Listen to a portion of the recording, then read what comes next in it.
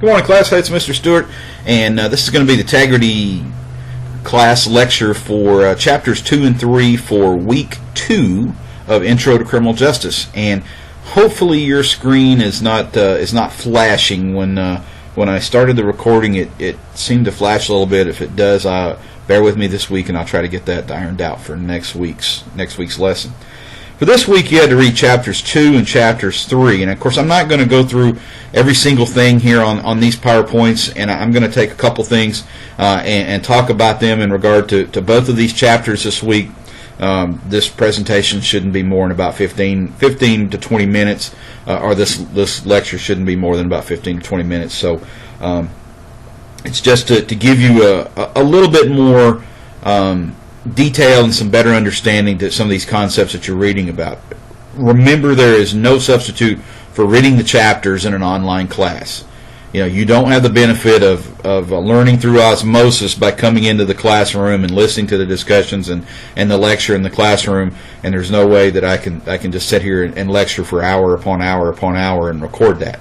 Well, I guess I could, but it would not be an effective use of my time. So these are short tidbits, learning modules of information, and of course they tell us that they don't want these videos to be too long either. So chapter 2 gets into causes of crime, and what we're talking about in regard to causes of crime is basically, this is kind of a crash course in criminology. Some of you may be taking a criminology course. I'm teaching one this term. It's online, and we'll go into more detail in regard to these theories, but Intro to Criminal Justice kind of scratches the surface on a whole lot of stuff in regard to the system. So I'm not going to go on a huge amount of detail here, but I'm going to try to make these a little clearer for you. There's two basic schools of thought in regard to criminology. The first is what we call classical criminology. The second is what we call positivist criminology. Now, classical criminology is based on the idea that offenders make a choice to commit crime. And understand this, and I think you could probably see how a lot of crime could be explained under this major general theory of criminology. And what we're talking about here is offenders will almost do a cost-benefit analysis, if you will, where they're weighing the expected costs of offending against the expected benefits of offending. You know, think about this. You got the offender that wakes up and, you know, rolls out of bed 10, 11 o'clock in the morning, you know, goes and plays Xbox for a little while, smokes his lunch, and then decides he's going to go out and instead of getting a job, he decides it's easier to be an offender. And why might he or she make that choice? Well, the reason why he or she might make that choice is because they can sleep till 10 o'clock, and you know they can smoke some weed. They can go out and kind of set their own schedule. They're not chained to the establishment of a 40-hour or more work week like most of us are. But they also understand. Sorry about that. They also understand that they're making a choice. They're looking at what's the likelihood I'm going to get caught, and if I do get caught, what's the potential punishment going to be for my crime? So let's say that they're engaging in residential burglaries. Typically, those are done in the daytime while people are at work. Many of them are gotten away with.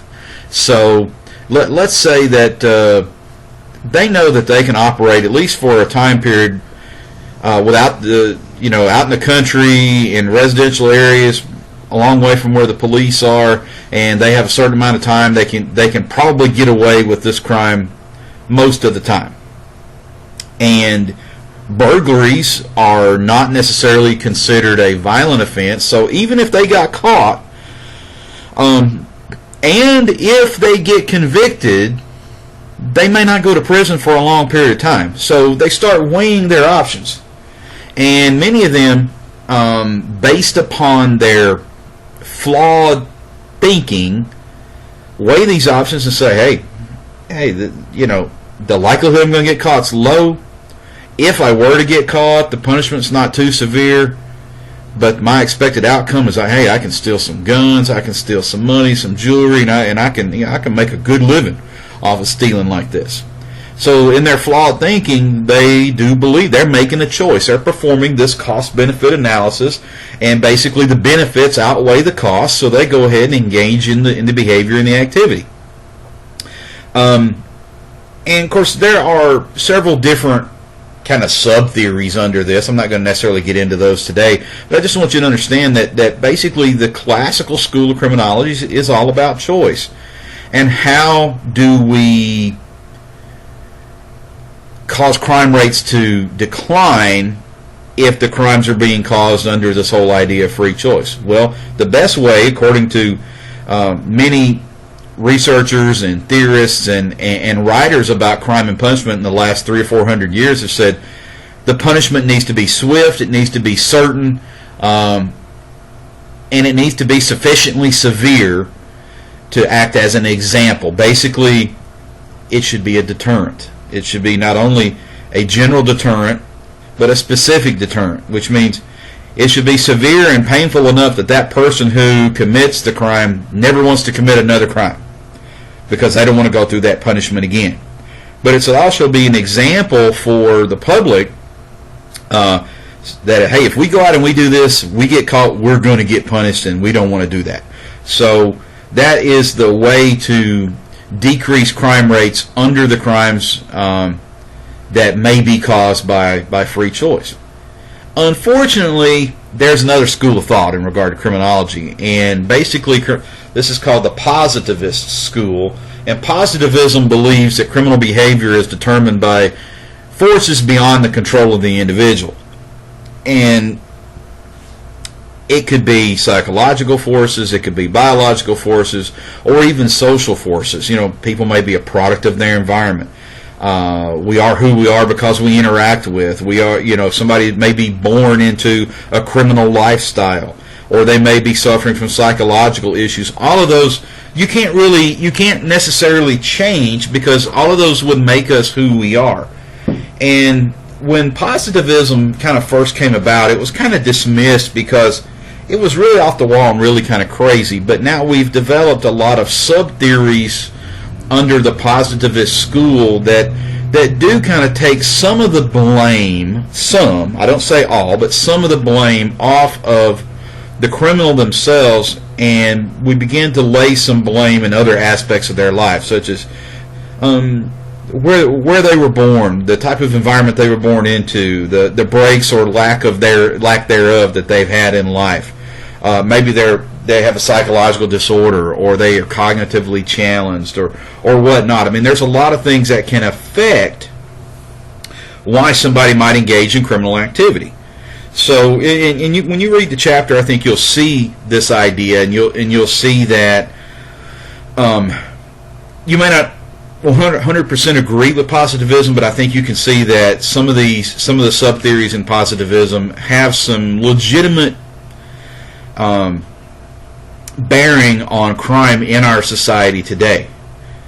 You know, there's a school of thought called the criminology of place, or environmental criminology, and the fact that there are certain areas and certain cities in which the crime rates are higher simply because of all the forces that are at play within that society, such as lower socioeconomic status, which means you're poor and you don't have any power within your society.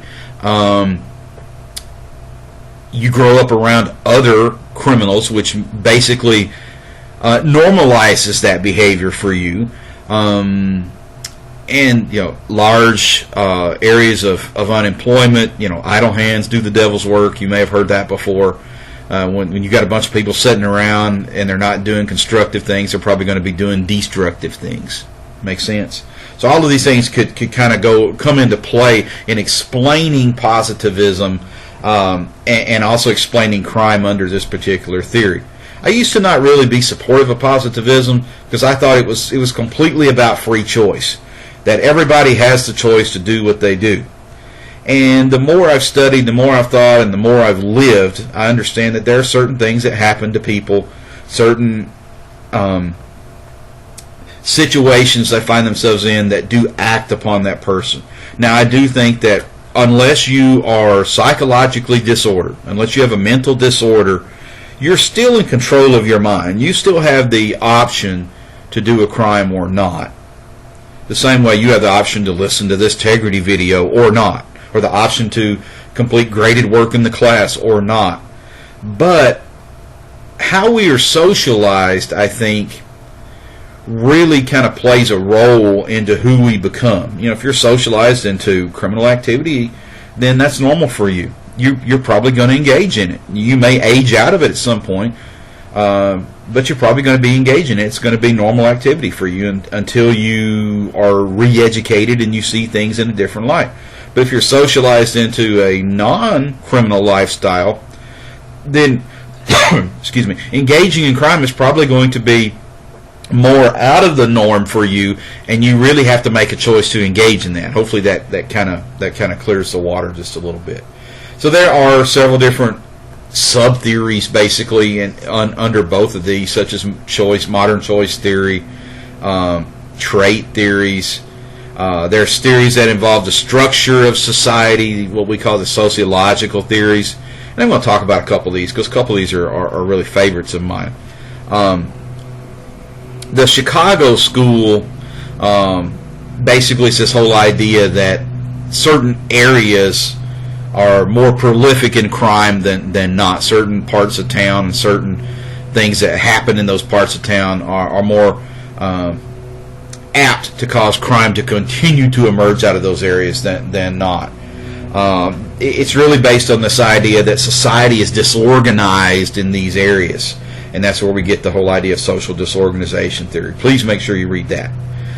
Strain theory is interesting because strain theory is a type of positivism that says, I want to achieve some status or to get some sort of materialistic good that I see other people achieving or obtaining in society, yet I don't have the way to get there that they do. I do not have a legitimate means to achieve that status, goal, or material object. So therefore, I'm feeling the strain from society to achieve that status or goal or material object, and because I'm feeling that strain, I must adapt to that strain and change my way of thinking in order to either abandon that goal, status, or object, or engage in illegitimate means to get there. So the favorite example I like to use is, hey, I really want a Ford 4-door, 4-wheel drive, Power Stroke, diesel pickup truck, King Ranch. Like $80,000. You know, there's always one sitting down at Woody Anderson Ford in Huntsville, and hey, you can go write a check probably for $75,000 and take it home today. Well, on a poor college professor's salary, I can't afford to spend what a lot of people pay, more than what a lot of people pay for their houses on a truck. Especially when I don't need a truck that bad. I have a pickup truck, but it's not like that. But if I wanted to get that truck, I could go through legitimate means, which means I could save up my money or enough money to put a down payment on to get the payment where I could make that payment and then go buy the truck on credit, because I sure don't have $75,000 I can just go spend on a truck. The other side of that would be, there's no way I can get this truck. So either I decide that this truck is just out of my reach and I'm going to abandon that goal and I'm going to stick with my 93 F-150 that runs just fine. Or I'm going to go through illegitimate means to achieve that goal of obtaining that truck, which means, hey, I'm going to leave the Huntsville campus, I'm going to run down toward Woody Anderson Ford, but on my way I passed by Redstone Federal Credit Union, and so I decided I'm going to go in there, I'm going to rob it. So I go in Redstone Federal Credit Union, I rob the bank, and I make out with $85,000.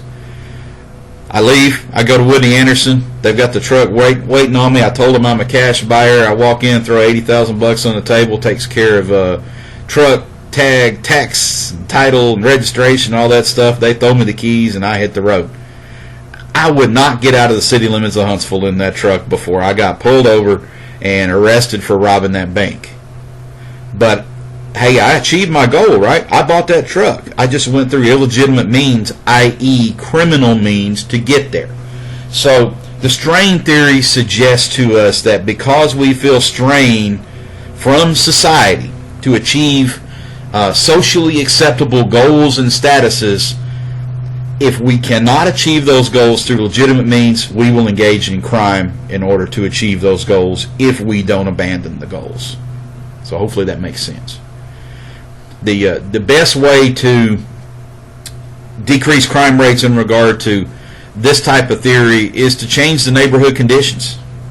Fix the structure, if you will, of society so that people have more, or you give them more opportunity to earn more so that they do not have to resort to crime to achieve the socially acceptable statuses and the goals, or you change what the statuses and the goals are. Make sense? Hopefully it does. Especially after you read the chapter, hopefully.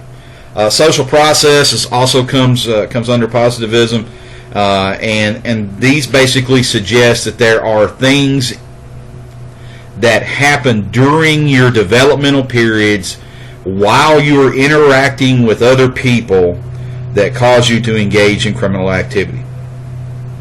I'll take a couple of these and talk about them in just a minute, such as learning.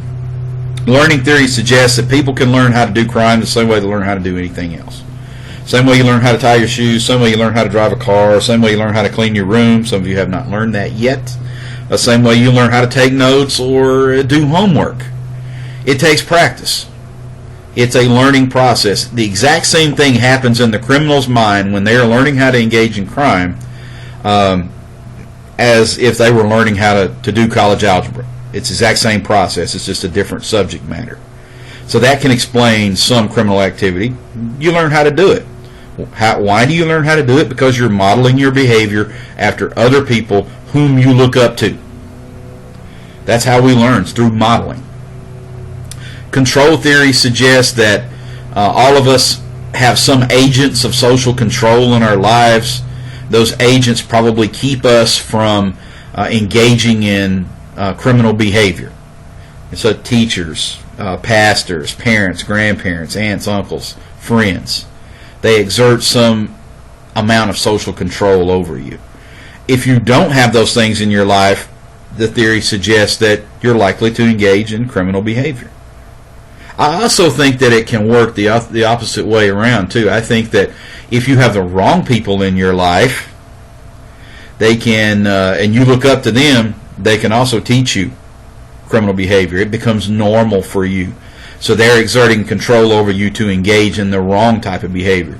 Because if good people are exerting control over you to engage in good pro-social behavior, bad people in your life whom you look up to can also socialize you to engage in illicit criminal behavior. Make sense? And then the last one here is labeling theory. I really like labeling theory because it never attempts to explain the first act of deviance or criminality, but it can explain subsequent acts of criminality or deviance. It doesn't even attempt to explain why somebody may have engaged in something wrong the first time. But think about what we do as a society. Let's say you get caught cheating on a test in a class, and you fail that class, and you come back to take it the next time, and you end up with the same teacher, and that teacher's going to look at you differently because they know you cheated the last time and they failed you for it. So they will treat you differently.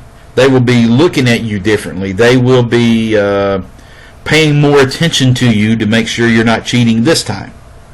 Isn't that what we do to criminals? If you get caught doing something wrong and we send you to prison, we label you as a convict. We label you as a criminal. We label you as a rapist. We label you as a child molester. We label you as a robber, a thief, a murderer. And it's really hard for society not to treat people differently according to the label that's been applied to them. And the problem here is that when you're treated differently because a label has been applied to you, it honestly makes no difference whether the label is even true or not. But once a label has been applied, and you're treated differently, you don't get any breaks in society. How hard is it for an ex-convict to get a job? A decent job. Pretty hard. So, with that being said, you don't get any breaks. The only people that will accept you may be the people that are labeled similarly to you. And so, therefore, your only option in society is to commit more crime as a way to survive. So, the label itself is very powerful. It causes changes within each person who has been labeled. And we've probably all been labeled. Humans love to label people. We like to put people in little boxes and put everything in its own category. We label people left and right. But be careful how you label somebody, because it can have an effect on their subsequent behavior. Make sense? Hopefully it does. So how do we decrease crime rates based upon social process theories? The best way is to catch them when they're young and socialize them correctly for good pro-social behavior, so that they don't learn all that bad behavior. And I want you to chew on that. I'm not really going to go into Chapter 3. Chapter 3 really talks about crime rates, what causes crime rates to fluctuate. It's pretty straightforward. It makes sense. So make sure you read that chapter, because I don't want to throw too much at you, especially with these theories. Please read through these theories. Understand these theories. You're going to see these again on a test, and now you don't have to get deep into these theories, but you need to understand the basic tenets of social structure theory, social process theories, and choice theories for sure. And the last thing I want to talk about for just a minute is life course criminology. This is just a different way of looking at criminality, and it basically says that there are two trajectories that somebody can take as a child during their developmental period. One trajectory is they may engage in petty crimes as a matter of development. They're not going to engage in violent crimes or a lot of crimes, but how many of you can remember back to your adolescent years? It's not too long ago for some of you, and think about, did you ever engage in any crimes? Maybe you were drinking underage, maybe you were using tobacco products, maybe you vandalized something, or you stole something, or maybe you even did something a little bit more serious than that. But because you're in college now, you've aged out of that. Reality smacks you around a little bit. Maybe some responsibility has smacked you around a little bit, and so you decided that, hey, I'm done with all that juvenile stuff. I'm going to learn how to be a good, productive citizen and adult now. And so that's what we call it. That's what we would call an adolescent limited offender. And that's where most kids would probably fit into that category. Then we have the other category, which is called a LCP, or life course persistent offender. These offenders are the ones that start early and continue criminality throughout their developmental periods, even into adulthood. And when they start engaging in criminal activity, they're very aggressive in nature. They start with fairly serious offenses and even get more serious. They grow in their criminality instead of deciding that, hey, this isn't for me, this was stupid. They adopt a mindset that I'm going to be a criminal. That's what my life's work will be. And so these are the ones that grow up to be career criminals. It's their job. That's what their vocation is. That's how they make their living, is through crime. They start at an early age, and if you can see the warning signs, you can potentially stop that. But by the time adolescence approaches, they're probably too far gone. They're going to continue. They're going to have a lengthy juvenile record with increasing severity of offenses. They're going to move into adult criminality, and typically the only thing that stops them is prison or their death, because it becomes their life. Criminality becomes their life. So those are the two trajectories under life course criminology. Your book goes into more detail than that, but that in a nutshell should describe it to you and help you understand it when you read it. Again, if you have problems, questions, or concerns, please reach out to me. I'm here for you. I'll see you in next week in the Integrity Lecture, and I'll see you in discussions this week. Make sure you get in there and get those weekly assignments done. And if you need me, call me or email me. Have a good week, guys. Bye-bye.